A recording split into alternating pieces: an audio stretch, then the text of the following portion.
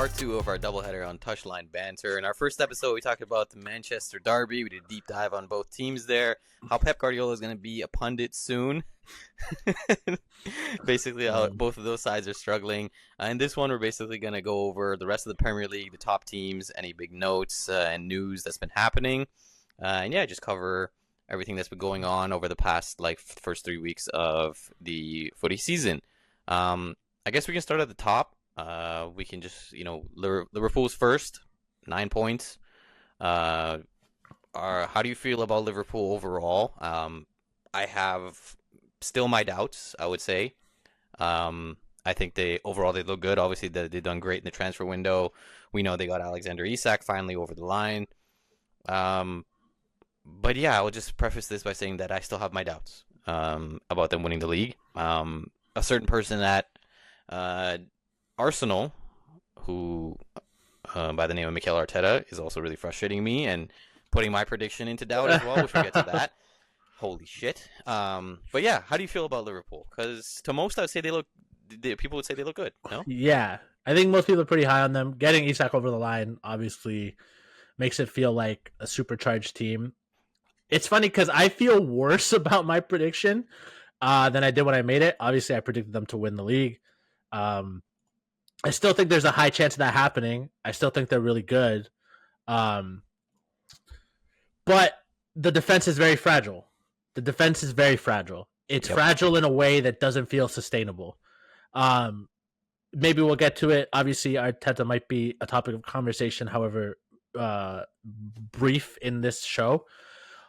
But I think they dodged the bullet. They played Szoboszlai as a right back and never got that exposed. Part of that is I don't think Martinelli's a good player. Talking about all the signings that could have been done for Arsenal, a true left winger who's just better. And I know that Saka was injured, so that required them to play Madueke on the right, and Eze just got signed. But I just felt like they were passive in that, and a team that played with a little bit more conviction would have seen Szoboszlai as a weakness and tried to pick on that. I think that they let 100%. I think they let Slot get away with a very cute lineup and never punished him for the backside of that because it's just insane. Offensively, this team is a wagon. I know they haven't shown it every game. I mean, they only scored 1 goal against Arsenal. That game could have legitimately been a draw. But what gives me fear is the Crystal Palace, Bournemouth, and Newcastle game. So their other 3 games, they've shipped the same goal so many times where it's like easy counterattack. The defense gets caught flat-footed. Virgil van Dijk is washed. I've said it again and again. He just doesn't have this aura. This man had 2 years of aura, and I have to see and hear people in real life. Like, I saw this video from that Football Joe podcast. They were doing a YouTube short, and they asked people start, cut, bench, and it was Vidic, Terry, and Van Dijk. And one of the fucking Liverpoolians said, "Yeah, Vidic, easy cut." I'm like, "You're fucking crazy, dog! That's insane."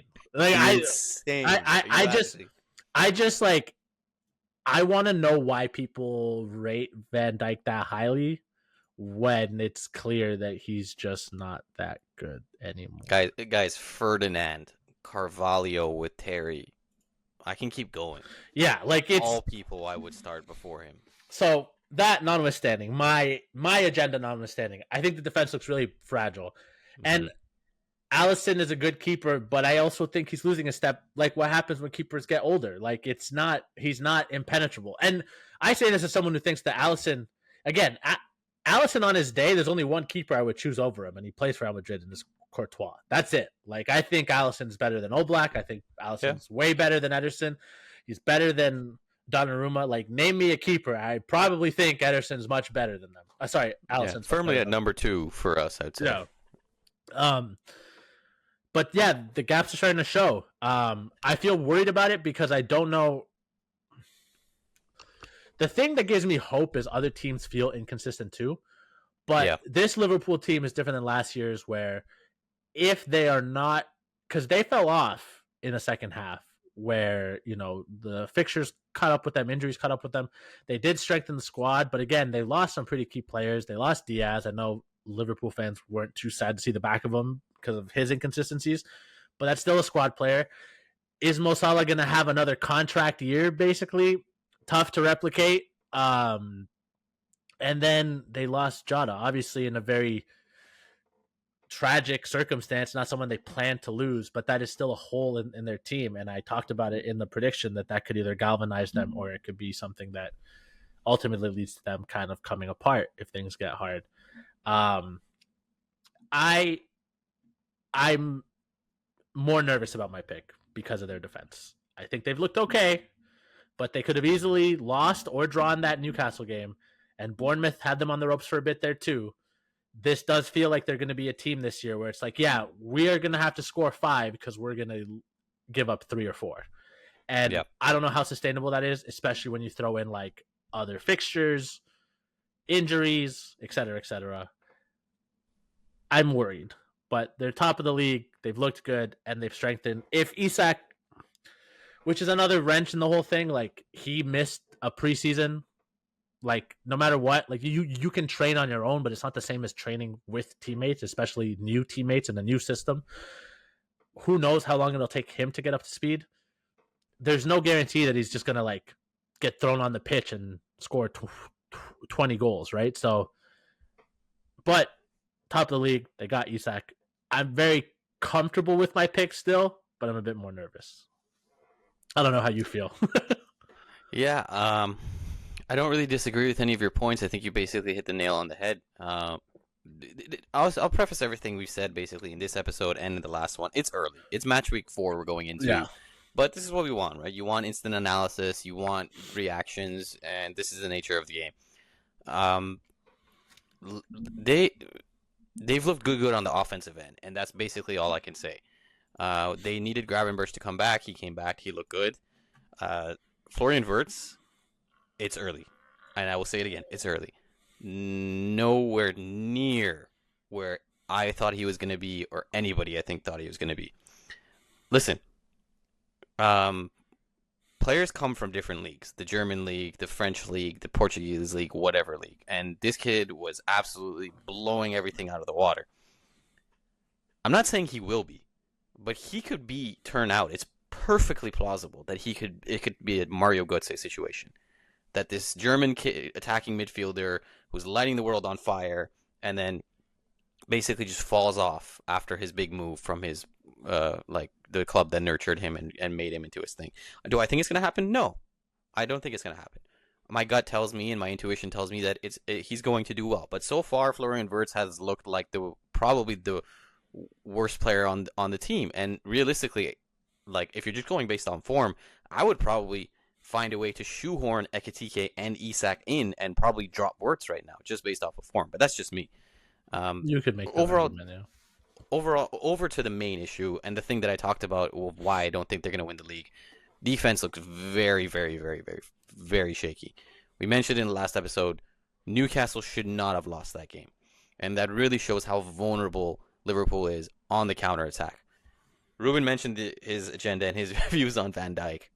Again, am I as intensely against Van Dijk as Ruben is? No, but do I absolutely agree that he's immensely overrated because he had one good season that he basically stopped Haaland a few times? 100%. The fact that they didn't invest more into the defense, I know they got the young Italian kid whose picture we'll put up, but I understand the Guehi situation wasn't just up to them, and Palace had a say in that, but how that move really doesn't get over the line, I don't get it. The two wingbacks that they signed, who I was actually very, very big on. Kirkes has not looked that great. I know Frimpong's been injured, but in the game that he has played, I'll say this. People hated Alexander-Arnold and dogged him for his defensive issues. I'm not seeing anywhere near defensive capabilities from Frimpong in the first few games so far. And that might be an Arne Slot thing, because he's pushing the wingbacks way, way, way, way up. And in one of the Sky Sports like Monday Night Football analysis with Carragher and Neville after the game, Carragher, as a Liverpool fan, who I take his values with a grain of salt. I like some of them, not most. he was saying that that concerns me, that that late into a game, that deep into a game with a score line that basically you're exchanging goals, your wingbacks are so far pushed up because it leaves a lot of gaps in behind, and we saw Newcastle take advantage of it. And just to Ruben's point, if Arteta didn't go into the game to not lose, they could have taken advantage of the Szoboszlai position at right back. If it wasn't for Szoboszlai getting an absolute banger of a goal, shout out to that one, No. that game's a draw. And if Arsenal a little more convicting, they could have won that game. So they're getting Isak in. I think he probably starts ahead of Ekitike. I think that what happens is that Ekitike gets dropped to the bench and they rotate them. They're in a lot of competition. They need bodies. We already spoke about the unfortunate reality and the tragic loss of Thiago Jota. So they needed more bodies in, especially up front. But man, that defense is looking very, very, very shaky to me. And I to put it simply, they look like a team that's playing when you play now on FC25. When you play online on FC25, you don't defend really because of just the issues that the game has. You outscore other teams and you just pick a team that you know that you can score a lot of goals with. And it seems like, just like Ruben said, that's what they're trying to do. And I don't know how sustainable that is. We'll see how it goes going forward. We'll see how Vert's form picks up. We'll see how Isak does, but I'm worried for Liverpool, and I understand why Ruben is worried as well. Is there anything else you want to add, or do you want to go over to No, we can move on to the next one. I think Yeah. the problem is in the defense. I do think that offensively, I agree with you. Verts will get better, and you're dropping in Isak, a player who was pretty prolific at Newcastle, and giving him better service. I like theoretically, and a system that should only work to enhance him. I can't help but think that it'll be fine. Yeah. The other thing I will add as well, just about the defense, is that apparently Real Madrid is linked with Ibrahima Konate. I'm good. Yeah, I'm so good. Yeah, it's well, I'm kind of like, I don't want Konate. I don't even know because they've also been linked to on Arsenal. They've been linked to both of them, right? Saliba and Gabriel. Yeah. Which, like, but yeah, I would be more fine with them. The big brain one I saw was from some people wanting to happen, not the direct link. Then we can move on. That they try to hijack Gahey for that would be good. Yeah, that would be interesting. Yeah, I'm not 100% sure if he's ready for a move that big, but I do agree that he's a talented player. But yeah, I guess we can move over to Arsenal. I have a lot to say on this. I'm just going to try and rattle off this as quickly as I can. I picked Arsenal to win the league, obviously, and I knew that the deficiencies they had, and that was but they addressed, the striker deficiency. They were already great in the midfield. They were solid at the back.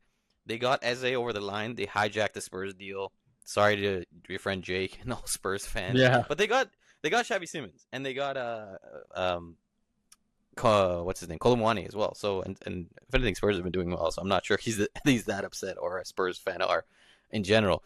But I got a dog on Arteta for a little bit. Like, I don't know if this is the Pep tiki taka school philosophy. I don't know if this is Arteta as a person. But how many games are you gonna go into? You did it against United, and you specifically did it against Liverpool, who were there for the taking, in my opinion, not to lose. What is going on? Yes, I agree with you. Gabriel Martinelli is not a great player and probably should have been sold. Madueke, he's looked all right so far. Again, we were both kind of big on the transfer and liked it coming in. We'll see how he does with time. Eze is still trying to fit into the squad. I understand that, but this was like the Mourinho days of when he would just set up shop and it was just to antagonize the other team and to not let in any goals. Like, what is going on? And this was my crutch, and I said this, is that in order for Arsenal to win the league and take that leap, Mikel Arteta is going to have to look at himself in the mirror and say that I have to take risks. We have to play in a different style. I have to take advantage of a strong striker who plays on the counter and running at defenders.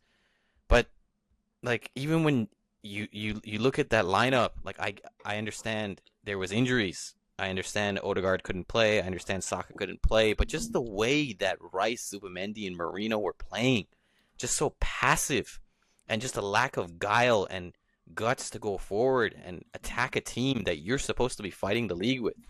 I don't know. Maybe I'm overreacting, but I'm not even an Arsenal fan, and he's really starting to piss me off. Like, what are you waiting for? I'll throw it over to you, but really, like, what's going on with this guy? Yeah, I'm with you. Like, I'm obviously not an Arsenal fan, but when you saw the moves they made when they brought in Eze, they brought in Zubamendi, it looked like they were strengthening the squad to make this big push to, like, be a team that finally gets over the hump.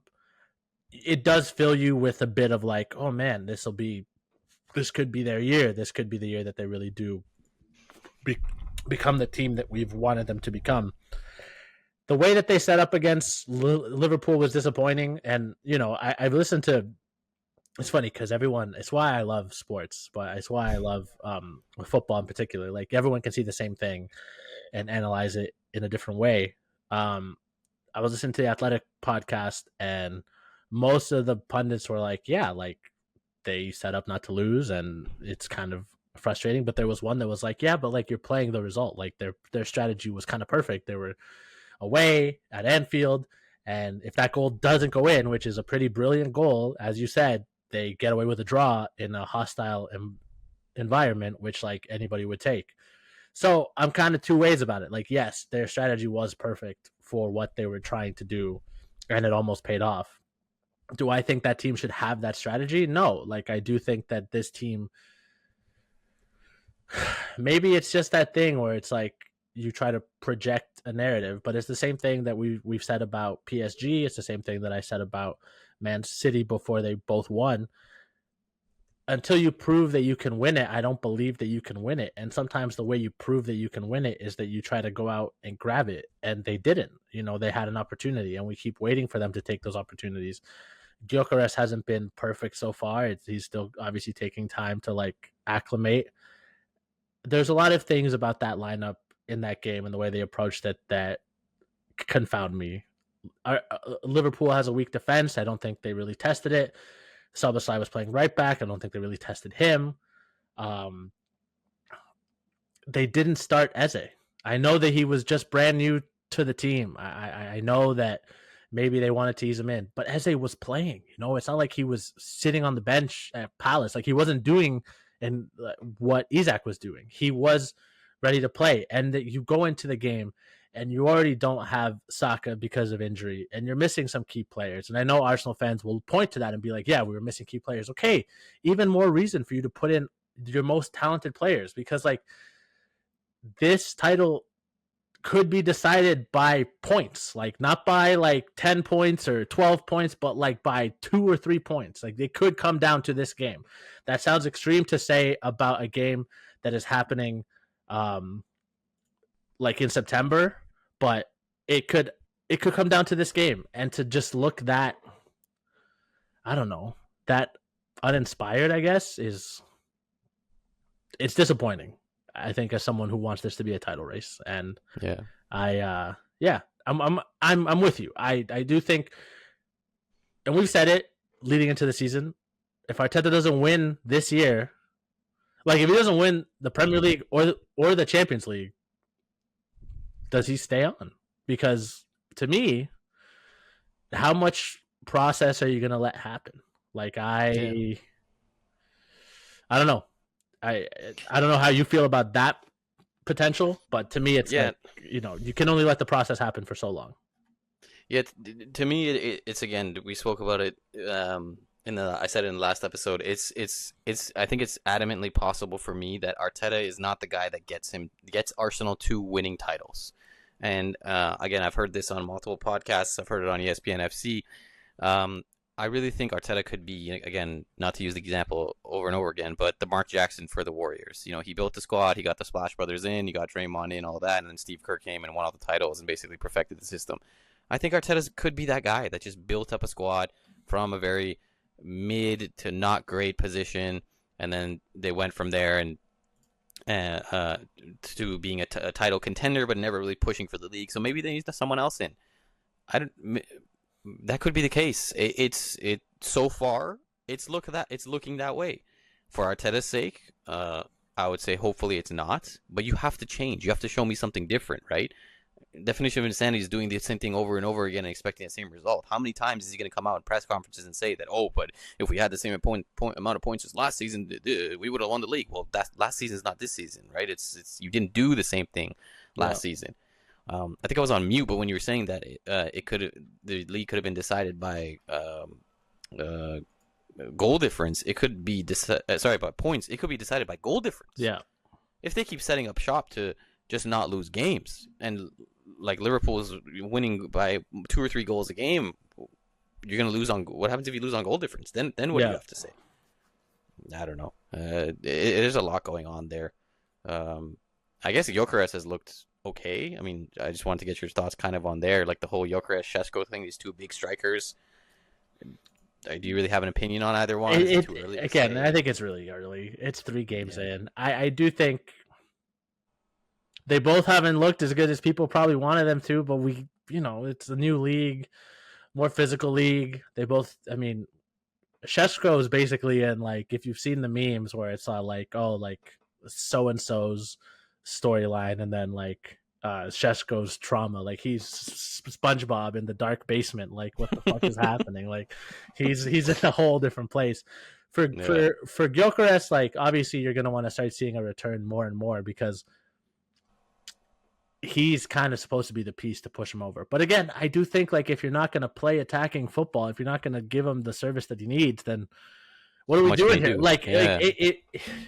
He's not. I know he scored his first goal from a set piece in the air or whatever, but like, he's not that player. Like, if you wanted a big guy who could head goals in, there's other players you should have gotten. Gyökeres runs in behind. He's more mobile. Like, he has different strengths. So I do think Arsenal's going to have to learn how to play to his strengths, but I don't have like a hard opinion about it yet. They've both looked good in points and bad in points. Like, it's too soon to say what it'll be for either one of them. Yeah, I agree with that. Anywhere specific you want to go next? You want to talk Chelsea or Tottenham or any? Let's talk Tottenham, because they have a couple different things to talk about. Okay. Levy officially left. Yep. Thomas Frank looks like he's the real deal.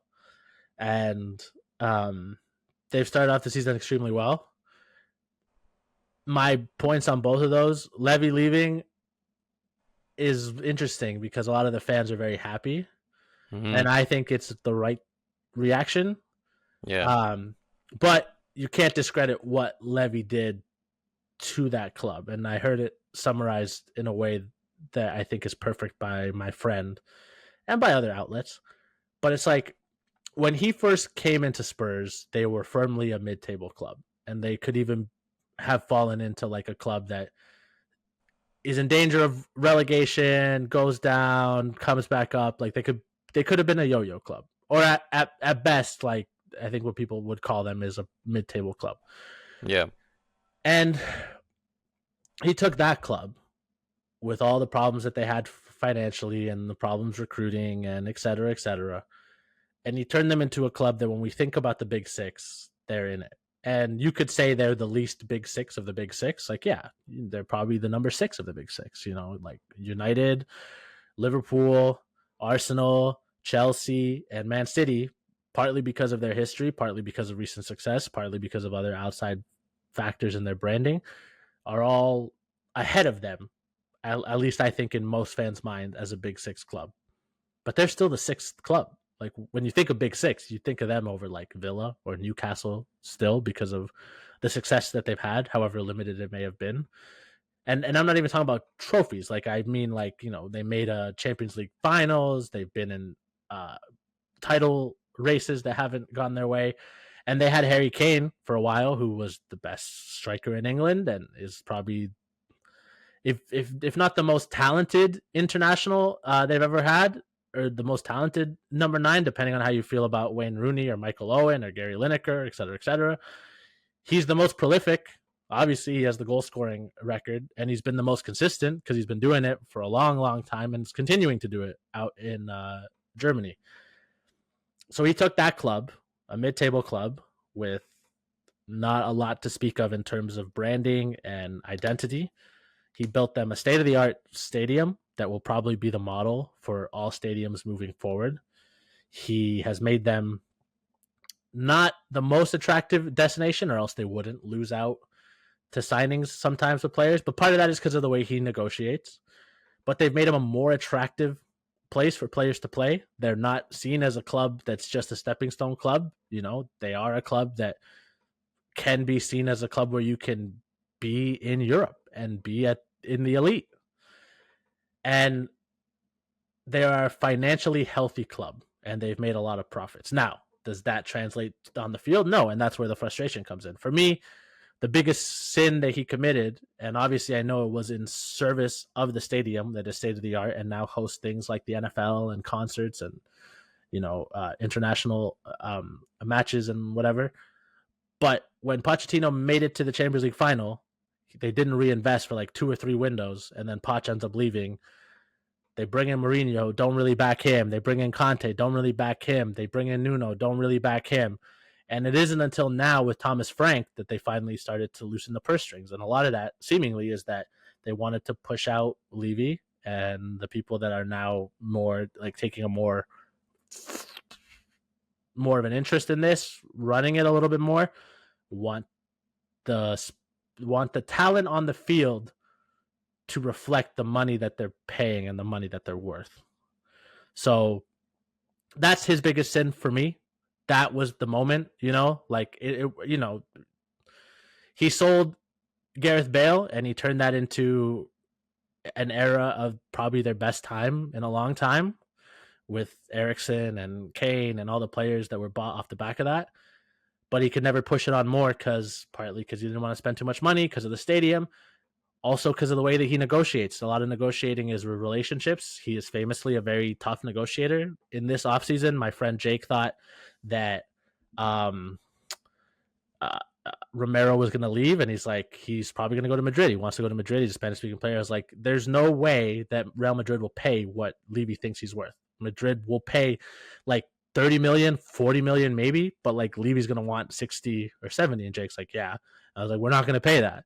And Atletico can't pay that. So he's going to stay because Levy's not willing to negotiate down. Like, he doesn't want to lose the negotiation, even if it means building a relationship and maybe opening that bridge to more communication. So all that to be said, like, his legacy is complex, but ultimately I think is a good one. And he left Spurs in a better place than he found it, at least institutionally. And now it'll be interesting to see what changes in their transfer policy, what changes in the way they negotiate, and if this opens the door to bringing more players. Like, again, we've heard that the difference between them getting Eze or someone was like 10 million. Yeah. And it's like, just pay it because now he went to your rivals. And like, obviously, like, I'm sure Eze preferred Arsenal. I believe Eze wanted Arsenal. He did. He grew up as a fan.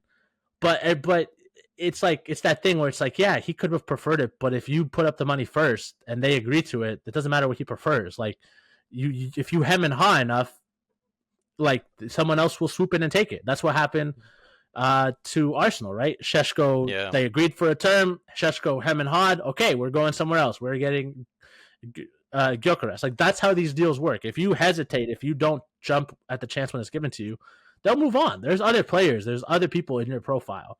And like, as they may have been an Arsenal fan, Harry Kane, famously, in that Arsenal shirt, like, he may have been an Arsenal fan. Andres Iniesta grew up in Madrid. He was a Real Madrid fan. He wanted to wear the shirt, but they thought he was undersized and not athletic enough, so he didn't make their youth team. You can be a fan of whatever. If the team that ends up Jamie Carragher, famously an Everton fan growing up, Liverpool signed him, made him their captain. That's what happens, right? So while Eze may have wanted it, it's not out of the realm of possibility. If Levy really paid a little more, they could have gotten him, right? So it's a complex legacy, one that I'm sure the fans are going to have to revisit as time passes and probably will feel better about in 5 years as opposed to right now. But that's just the nature of the business. For Thomas Frank, he's looked good. better than I thought he was going to look off the jump. I did say he was a good manager, but I also predicted Spurs to finish like 7th, I think. I still Mm-hmm. think that'll happen once the games start coming heavy and fast. I don't think Spurs are a perfect team by any means, but what Thomas Frank has shown, specifically in the game against City and PSG, he knows how to set up. Like, he got kind of Absolutely. done by Bournemouth. He got Iraola'd, if you want to Yeah. call it that. Like, but Iraola is a good manager. There's a reason why I think that Bournemouth's going to be okay, and it's because Iraola is a good manager. It doesn't matter how much players they lost. Iraola knows how to set his team up, and they know how they want to play. So yeah, overall, feel largely positive about Spurs. I haven't changed my mind enough to be like, oh yeah, Mm-hmm. this is a top 4 team. This is a top 5 team. I do think that I have to wait and see how they're going to handle the cup with Europe, with all this stuff. But Yeah. I don't know. That's how I feel. How do you feel? Yeah, on the Levy end, I think complex is the best way to look at it because strictly like financially speaking, and like just a profitable club and the stadium, and just like market share values and all that. Levy has left Tottenham in a better state than when he came in, absolutely. And I'm not sure what the figures are exactly, but like it's something like he 10x'd his money or whatever, or the value of Tottenham basically from when he came to when he left. So just up on that, just up on the financial figures, you have to say that it's a success. But unfortunately, the success on the field doesn't translate as much as the success off the field with the stadium and the financial metrics and that kind of stuff. And that's when I think like fans are torn, and Tottenham fans are also probably happy that he left. Um, I didn't look into this, but I was listening to a British podcast, and this one guy who was a Chelsea fan was speaking to a Tottenham guy on the show, and he was saying before Levy's time, he's like, you were viewed as a mid-table club, but you won trophies. He's like, under Levy's time, you were a top 4 team, but you only won 2 trophies in 25 years. So there was that difference there, and I think that does show a lot. At the same time, yeah, I think his inability to invest when needed, and also how much of a stickler he was with transfers, I think that cost them with selling players, but also getting players, because I'm hearing a lot that a lot of players didn't go to Tottenham because they felt that it would be hard for them to leave the club, Mm. because he's going to make it hard for them to be sold. And that makes sense to me. Um, the Leicester season specifically, that was a magical season for Leicester. But objectively speaking, Tottenham should have won the league that year. They had a team that was unbelievable. Dele Alli was great. Son was great. They had Alderweireld and Vertonghen. If Levy had just invested a little bit, I really don't see how Tottenham doesn't win that league that season, especially how uh, horrible the rest of the league was doing. So on that end, I mean, it leaves you wanting for more. Overall, when you look at his transfers, he's had some hits. He had some, not so great ones. With the Bale money, we know he signed like the likes of Eriksson. We know Son was a great signing. Luka Modric as well, an unbelievable player. Gareth Bale was under his tenure, but also he had terrible ones as well. Like Vlad Karikas is a name that comes to mind. Bergwijn, another player who just absolutely couldn't do anything.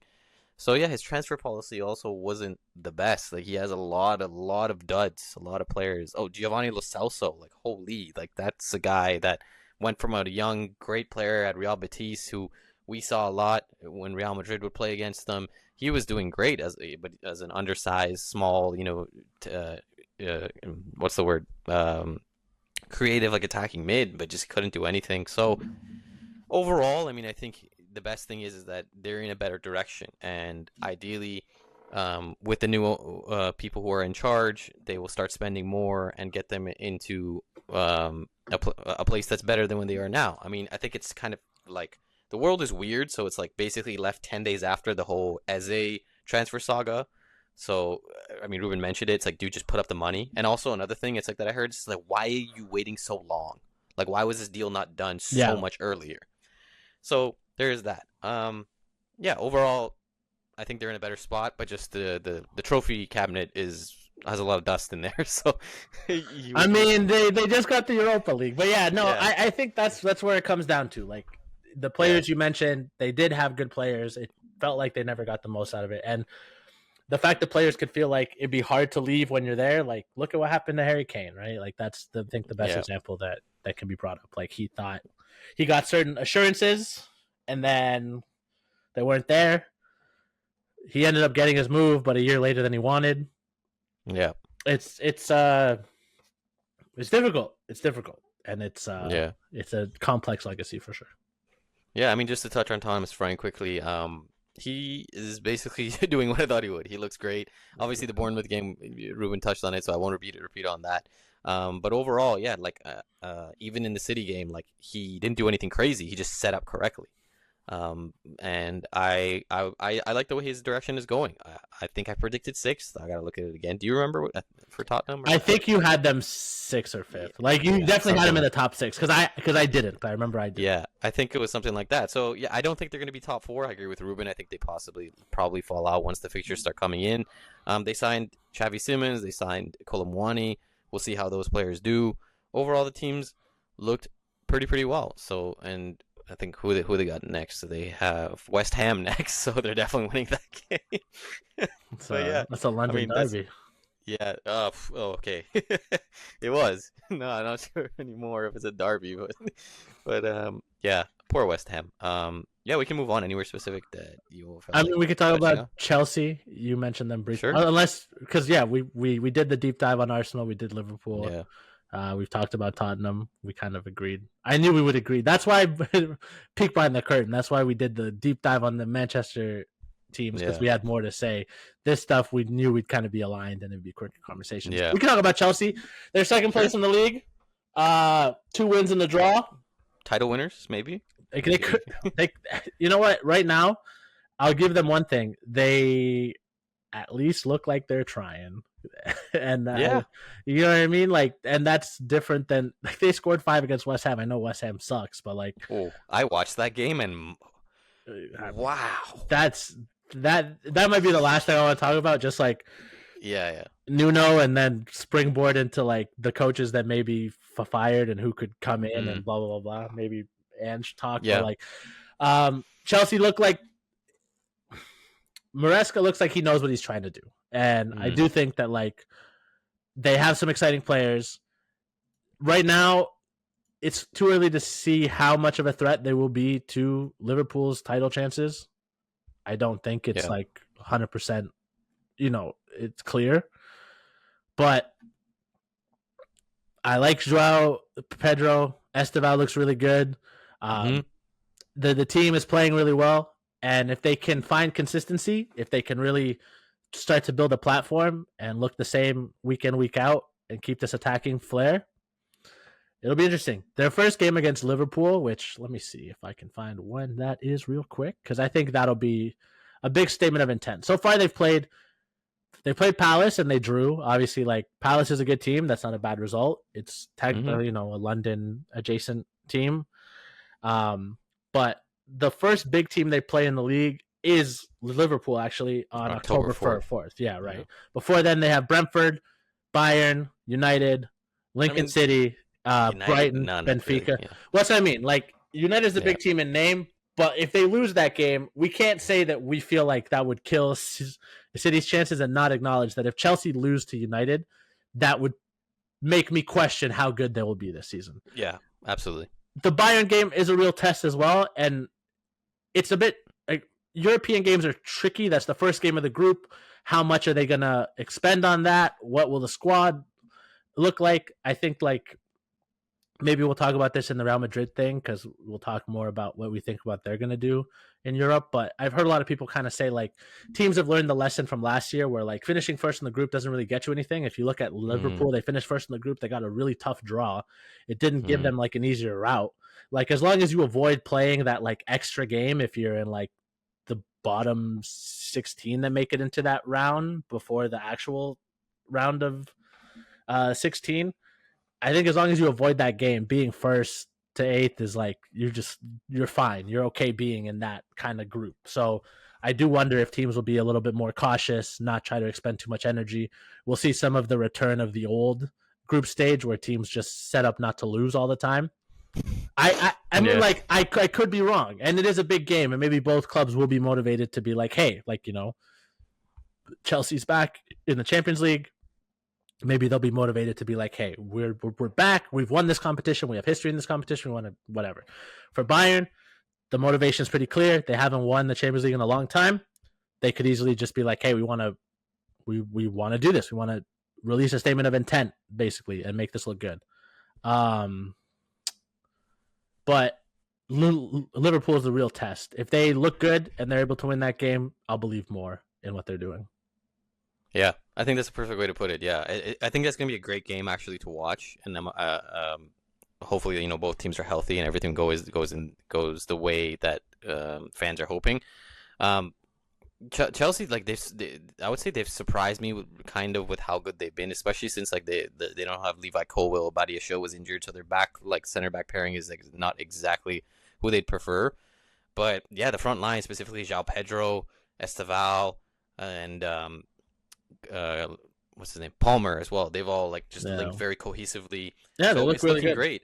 Yeah, and we talked about, people were making fun of the whole system of signing like 40,000 players and having 14 different squads, and Maresca saying that, yeah, these kids are absolutely not playing, but it's working now, so maybe they're on the up.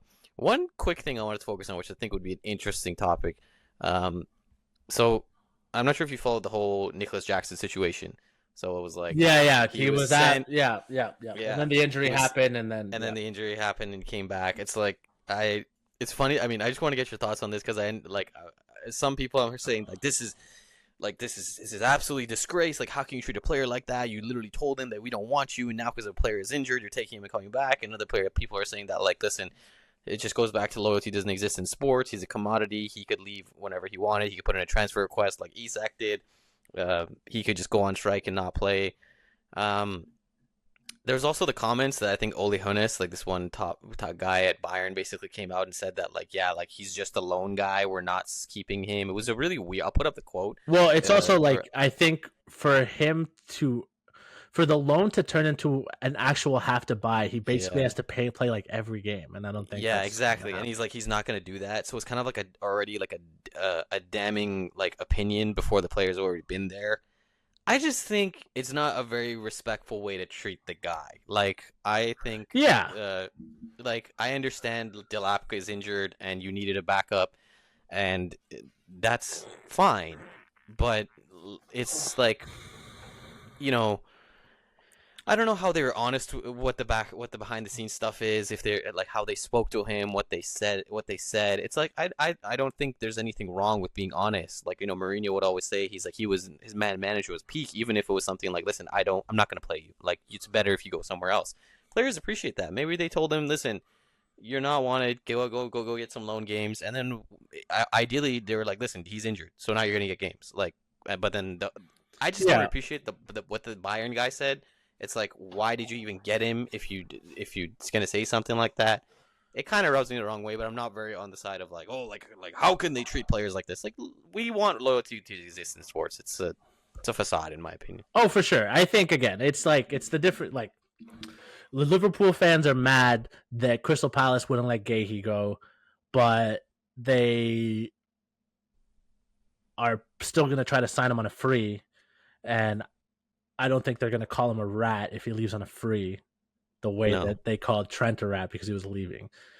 And they signed Isak. Isak threw all of his toys at, like, again, Isak was under contract. Like, he had agreed to play, and whatever you want to say about backroom agreements, promises that were made, nothing was on paper. So they could have forced him to play. He acted like a child. And, like, just compare what Isak was doing to what Eze did and to what Gahey did. I'm not making a comment on them as people. They all have a right to want to leave and pursue things in their career. But Eze kept playing and training. Gahey kept playing and training. One move happened, one move didn't. Isak did not do any of those things. That doesn't make him a bad person. He went about it a different way. It's his career. He has the right to. But this idea that we want loyalty, it's like, okay, you want loyalty, but then when a player's bad, you don't care when they get sold. In fact, you're begging your team to sell them, like get his wages off the books, and we saw it on our own end. Like, I think the English media overblew. I think the English media was unfair with what Real Madrid were doing to Gareth Bale. They made it seem like Real Madrid were somehow out of pocket. No, like, Gareth Bale's quality dipped. He was injured all the time. He was given chances to take the spot to start once, like, Ronaldo left, once Benzema left, when Hazard was there, and he just never stayed fit. He never put in good performances. His best period was over. There's a like he went to LAFC and like he didn't pull up trees. I know he won a title there or whatever. Like he won one of the trophies, but he didn't pull up trees. It's not like Gareth Bale was pinging him in. Like he wasn't like compare that to Zlatan, who was older. Like again, I don't remember if the Galaxy actually won a title while he was there, but he scored a lot of goals and he was exciting for the Galaxy. Yeah. He was a lot better. Mentally he was just checked out. Yeah. He just wanted the golf, which is fine. Like, again, just done. Again, totally fine. I'm never going to be mad. It's his career. He did a lot. Even if it ended the way that it ended, Gareth Bale is a Real Madrid player who gave a lot. The goal in the Copa del Rey alone, if that's all he did, it's one of the 100%. Most fantastic things I've ever seen. So we want loyalty, but we want players to leave when we want them to. We don't want them to be on big wages, but when a team with big wages comes in, we're like it's all a facade. I agree with you. If they had good and clear communication with him and we're like, hey, like we're not going to play you, try to find a move, and they didn't like freeze him out in a way that's untoward, and like maybe we'll never know, but like as long as that didn't happen, then like okay, yeah, fine, they told him to go. The injury happens. It's shitty that he was already there at Bayern doing a physical when they were like, oh no, JK, come back. Like I think that's shitty. If the move is already that far along, like you were comfortable to sell him, you should have like if you're comfortable to sell him, that means you should in your head be like, yes, we have a starter, a backup, and then if one of them gets injured, we have another person we're comfortable playing. If you don't feel like that, like Chelsea's not hurting for money. I know they may be like, this helps us with PSR or whatever, but like they're not that hurting for money. They can sell other players. So I just don't.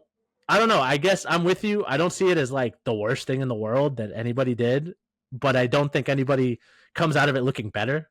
Like for Chelsea, you look kind of weird for saying you can go, and then like the second an injury happens, like no, come back, even though you're there doing a physical. And for Bayern, it's like you're just getting this player on loan. Like you don't have to like by their own natures. Everybody knows that a loan deal usually isn't going to turn into a permanent buy. The amount of players that just get loaned out to try to revitalize their career, Bayern's not a club that splashes a lot of cash anyways. The fact that they've bought players in recent years like Harry Kane and stuff, it's a departure from what they used to do. Like the German league doesn't throw around money like that. So I don't think anyone was expecting, they're going to bring Jackson on a loan and they're going to give Chelsea 90 million euros for him. Like no one thought that, right? like no one did. And like Jackson in his part, I'm sure he's like, I want to go there and be part of this team that could win the league title, maybe compete in the Champions League. And then like maybe reinvigorate my career. Either Chelsea wants me back and sees a role for me, or another team in the Prem or another league that does have the money to spend and wants me a part of their team. It's like, we'll give you this much for him. So I'm with you. Everyone looks weird for this except for Nicholas Jackson, who's just like, I just want to play, please. Like, what? Can I just be in a spot where I can play? Yeah. But no one looks good. Like, no one looks good. It's weird. It's weird. I think it's all weird. Yeah, I agree. We got a couple more minutes before we got to go. Anything quickly you want to touch on? I think you said like you want to talk about who gets fired first. I mean, okay, Nuno got fired. That whole thing is crazy. I think that they fired him just because him and Maresca had a falling out. The talk is that Edu, who came over from Arsenal and is now on the board over there, doesn't really like Nuno. It's a weird situation. I think hiring Ange is bad. Like, I think I had... Wait, hold on. You said he had a falling out with Maresca? Sorry. No, Nuno had a falling out with Edu. With Edu, okay. And then, what's the...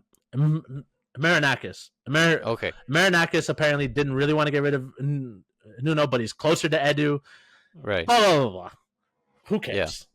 Yeah. Nuno had enough of a slow start to the season.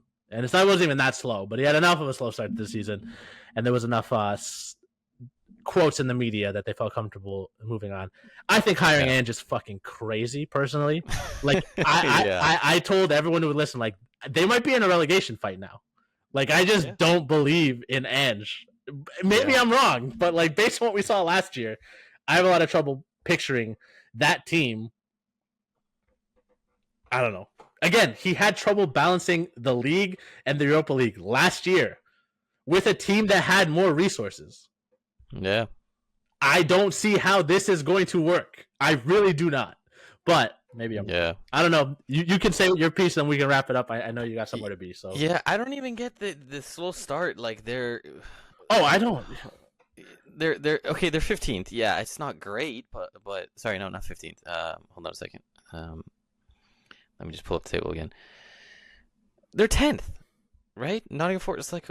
What's the Oh man, yeah, I get it. We want Europa League spots, and last season was crazy. But this is the whole thing that I was saying in the predictions, that I think that Nottingham Forest basically punched above their weight last season. Every single player in almost every single position was playing out of their minds, and it's not going to happen this year. So there's going to be a regress to the mean. They're probably going to be a top 10 team. Everybody knew that was going to happen.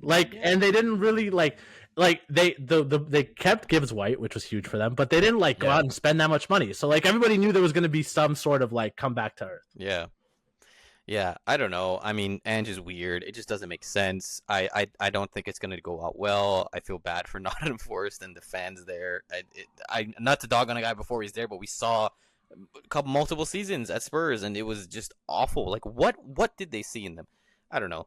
The only thing I wanted to say is that I really think if you have money and there's a place that you can bet on this, bet on Graham Potter being sacked as the first 100%. Manager. It's crazy that he still has a job. And I think now that Nuno's available, if you're West Ham, why wouldn't you just? Yeah, I would bet thousands just to win a couple $100 if that, because I know how sure I am. Obviously, don't take financial advice from any of us. Play, know your limit, play within it, play responsibly. No, drop all the things there. Take out a second mortgage is what Shayan's saying. Bet it on Graham Potter to be the next one sacked. But just if you can parlay that, Graham Potter next one sacked, Jose Mourinho to take the job. Yeah, that's a crazy parlay. What are the odds on that? Let's look that up. But yeah, just on the Chelsea game, I was looking at that, and it just looked like boys on a park just being we don't know what to do. We have no idea what to do. Anyway, yeah, I mean, that's rough. Hopefully they figure it out. Just because West Ham, they've been a Premier League stalwart, so you don't want to see them do this bad. So we'll see. I mean, it's tough. It's tough. It's tough, man. That's what the Premier League will do to you. 3 games into the season, Nuno lost his job, and he got them. I know technically they're only in the Europa because of Crystal Palace's administration stuff, but he had them competing for Champions League positions, competing for Europa League positions, and now he got fired. He doesn't even get to coach them in the Europa League, which feels like cruel punishment. I don't know. Yeah. But I don't think he'll be out of a job long. If Wolves keep doing what they're doing, if West Ham keep doing what they're doing, if Ruben Amorim keeps losing his mind, who knows, man? I genuinely think there's a lot of clubs that very soon will be maybe Nuno. It's not wrong. Yeah. I mean, that's also probably a fun bet. Who's the next United manager or whatever? Bring back Solskjaer. Let him do it again. Anyway, I gotta go. I gotta head to work. It's a Friday. You gotta work in the industry. Ruben knows it. Yeah, I'm working in a couple hours too. Yeah. So. Yeah, so enjoy your Friday if you're off. We hope you enjoyed the podcast. Multiple episodes are going to be coming out. Next week we're going to record again. We're going to be consistent. We're going to pump out a lot more episodes coming soon to you. Sports is fun. NFL season started. NBA soon. Footy season is getting kicked into full. It's time to invest in teams and players that do not care about you at all, and will never probably see you. And your mental health rides on all of them. Yeah, it's the best time of year. We'll see you guys later. See ya. Peace.